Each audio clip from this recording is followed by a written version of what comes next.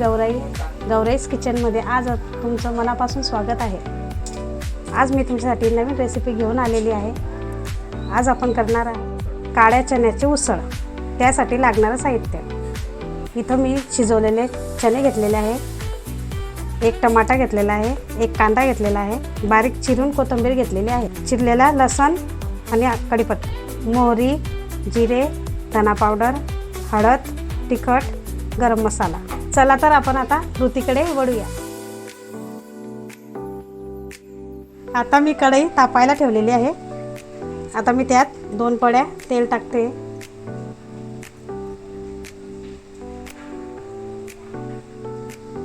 आता तेल तापलेलं आहे। आता मी त्यात 1 चम्मच मोहरी ॲड करते। मोहरी छान तडतडली आहे, त्यानंतर जिरं टाकूया थोडं। आता लसूण आणि कढीपत्ता,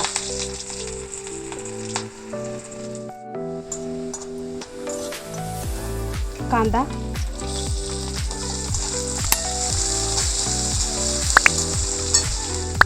कांदा थोडा लाल होऊ द्या। कांदा लाल झाला की आपण त्याच्यात टमाटा टाकू। आता मी टमाटा टाकते।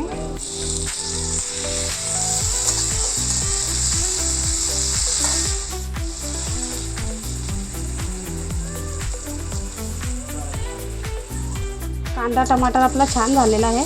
आता आपण याच्यात मसाले टाकूया। 1 चम्मच तिखट, थोडीशी हळद, 2 चम्मच धना पावडर,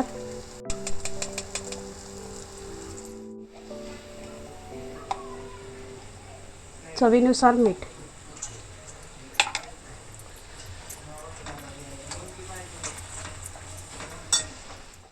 आता मी याच्यात थोडंसं पाणी घालते।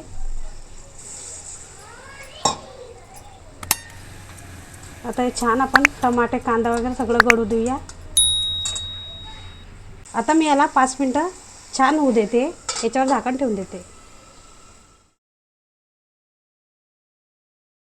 5 मिनिटं झालेली आहे।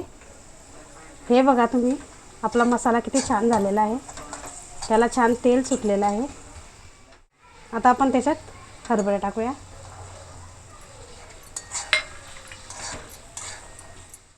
आता आपण याला छान एकजीव करून घेऊया।